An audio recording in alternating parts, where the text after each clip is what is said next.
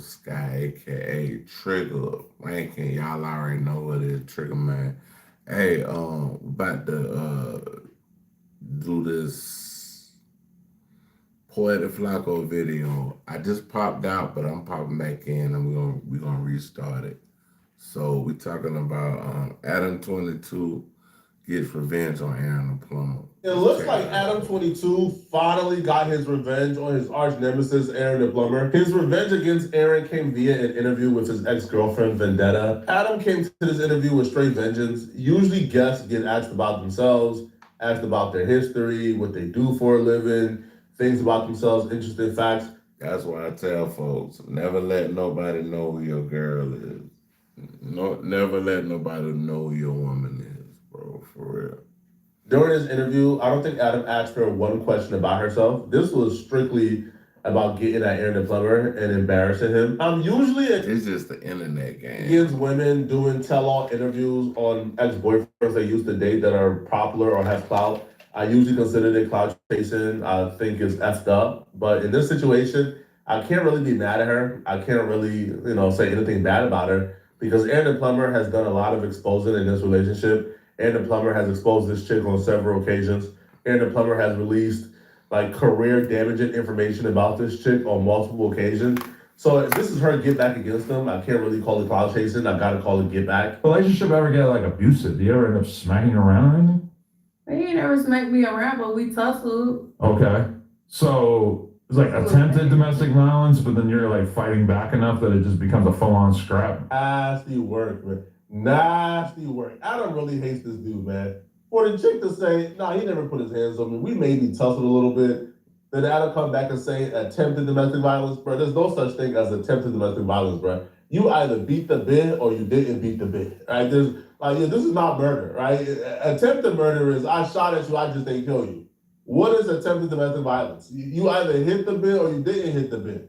Now, credit to her. Long crime, y'all. Long crime. We about to go get that right quick. Get more for less with Tim Hortons $1, $2, $3 menu. Order any size beverage. And add a favorite, like a donut for just $1, a bagel for $2, or a...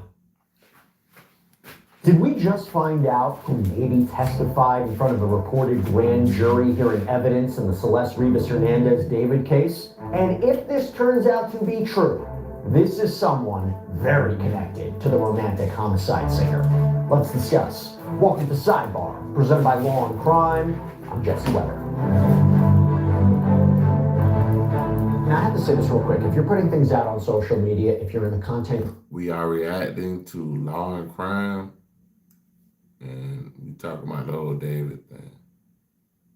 Creation game, you might be wondering how we're able to share so many clips from all these stories so quickly. Well, the answer is it's a secret. We use something called Opus Clip. It's not a secret anymore. This is an all-in-one AI editor that makes it so easy to cut, create, and upload videos across any platform. Through AI, Opus Clip generates B-roll, it reframes footage, and it even cleans up audio. It is so easy to use. You just visit opus.pro/sidebar, you sign up, you upload, and in minutes you have perfectly edited clips ready to go. For TikTok, Shorts, Reels, Opus Clip is your one-stop shop. And having a tool like Opus Clip means that our producers can get you viral courtroom updates instantly. This is the most powerful tool there is to help you share ideas and edit like a pro. So go to opus.pro/sidebar to create your videos today. Got the latest from David we got to talk about. Okay, so where we last left off, we told you that it was being reported that a grand jury had been impaneled, right, to hear evidence in connection with the death of 14-year-old Celeste Rivas Hernandez, whose dead body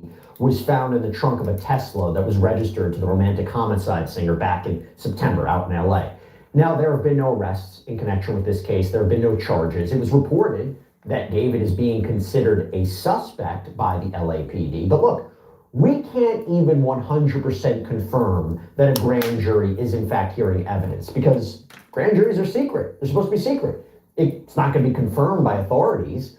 However, law enforcement sources apparently helped to confirm this, according to the LA Times. And according to the LA Times, they cite how in a court filing in this case, there is a reference to a GJ number, a grand jury number. I'll talk about that a little bit more because it was reported that there is an investigative grand jury that has been hearing evidence in this case for some time.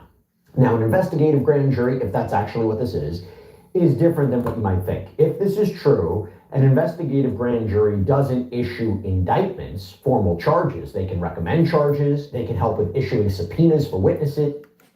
I'm just like, lock his ass up. Got it! Got it! They can produce other evidence, and then usually all of that can be taken to another grand jury for an indictment. All of that to say, if this is true, we have a big development. TMZ is reporting that the president of David's touring company was questioned by a deputy district attorney in front of the grand jury on Monday. We're referring to Robert Morgenroth, who apparently heads up Mogul Vision, that's David's record label, and also Zara Brothers Travel, the touring company. Now, TMZ is reporting that Morgenroth comes out of the courtroom, is in the hallway, and was allegedly overheard telling his lawyer that the deputy DA who was questioning him, quote, "She was very pushy on why I didn't call police. And quote, I said I feel like I didn't have the responsibility to do that and just wanted to continue with the tour." Let me break that down. We don't know if this is true. That's crazy. Obviously, right? But if it's true, and if he was in fact questioned about this, and about Celeste's case, if that's the grand jury he's a part of, or what he's testifying to, that would signal that he potentially knew a crime was committed and didn't do enough. That the reference to the tour could be about David's tour, because after all, David was on tour when Celeste's body was found. The tour was ultimately canceled when this was making a lot of news, and David has been MIA since. And what exactly did Morgenroth know about what was going on? Does that mean David knew something? Does that mean David was connected to this? Obviously, there's a lot of questions. But to have someone directly connected to the singer being reportedly questioned in a grand jury proceeding, that's a big development that we have to talk about. And I should note that it was reported that the deputy DA presenting evidence to the grand jury, okay? So if this is true, it has been reported that that may be Beth Silverman. She is a career prosecutor who apparently handles some very big, high-profile murder cases in the county. Damn, son. She once received the Centurion Award for Excellence in cold case investigations with technical support. She was the one who prosecuted Samuel Little, the most notorious serial killer in American history. Got 3 convictions against him. She is a big deal. Now, as we're trying to sort out that grand jury information, I have to also mention something else, another development. This is with respect to Steve Fisher. We've had him on the show before. He is the private investigator who was hired by the owner of the property that David was reportedly staying at, which was near where the Tesla with Celeste's body that was found inside. That property had been subject to a search warrant by police, by the way. So look, Steve has been quite vocal about his investigation. Obviously, he doesn't share all the details about what he has found, but he posted this on X, and we got to talk about it. Quote, "What's done in the dark will come to the light. Tomorrow morning, I have been ordered to appear in the Los Angeles County Criminal Court for an order to show cause hearing for contempt. I was not served with a summons to appear in court. I was not given a complaint outlining the alleged contempt to respond to. There is no case number, and I do not appear anywhere on the court's public docket. I was handed a handwritten note from a deputy district attorney on Friday and told to appear Tuesday morning." He also appears to have posted that note. "A punishment hearing in criminal court that is not even assigned a case number, seemingly because they do not want this to be public information. Love me or hate me, this should concern you. The fact that this is happening in our criminal court system is terrifying. That is why I'm going public before the hearing tomorrow, which I will not be attending, so that the public and the press are aware of what is happening. Here's the backstory. Recently, I testified on 2 separate days as a witness before a grand jury. When I was served with the subpoena for the first day of testimony, 2 detectives came to my door at 6 a.m. and instructed me to immediately call the deputy district attorney. She told me that because I was now a grand jury witness, I was no longer allowed to speak about this case and that it would be illegal if I did. This put me in an impossible position. I have a client directly related to this case. If I cannot speak to my client, I am violating my professional duty. This was the entire point of calling me as a grand jury witness. It was a strategy used to try to silence me. The Los Angeles County Medical Examiner has publicly spoken about a similar silencing strategy being attempted against their office. Then I did my research on the law, spoke to lawyers, and found out I was being lied to. Here is the critical fact. In California, witnesses to a grand jury do not have a general obligation of secrecy. That obligation applies to the jurors and officers of the court. A witness is only bound to secrecy regarding anything they learn solely from the grand jury proceeding. It does not apply to anything they already knew before testifying or anything learned outside the grand jury. I want to pause here because many people are going to search this online, and Google AI is likely going to give them the wrong answer by claiming that witnesses must remain completely silent. If you click through to the actual sources it cites, you will see that the AI summary is incorrect. California law is silent on imposing total secrecy on witnesses. Instead, witnesses are routinely admonished that they may not disclose certain things, but those certain things only include what was learned from the grand jury proceeding itself, not independent knowledge or publicly known facts. In 1983, the California Attorney General issued a written opinion on this exact issue for legal clarification. It is very clear. I have attached screenshots of that opinion. I also want to be very clear about this. I never disclosed my testimony, even though the law would have allowed me to discuss my own testimony. I never publicly disclosed that I was a witness before the grand jury, not once and not twice. Instead, the deputy district attorney abused the power of the grand jury process in an apparent They abused the power of the... and to silence me. I was told that I broke the law, and I was given a handwritten note telling me to appear in criminal court for a contempt hearing. There is no summons, there is no case number. The matter does not appear on the public docket. There is no documentation outlining what I am accused of so that I can respond.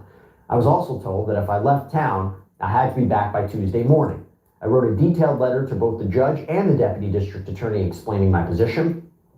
They have had that letter since Friday afternoon. I received no response. With a hearing just hours away and the threat of a contempt charge hanging over my head in what appears to be a secret off-the-books court proceeding, I had no choice but to go public so that the people and the press are aware of what is happening. This is the only way I can protect myself from what I believe to be an abuse of power. It is frightening that this is happening at the highest levels of our court system. There is power in transparency. I was left no choice.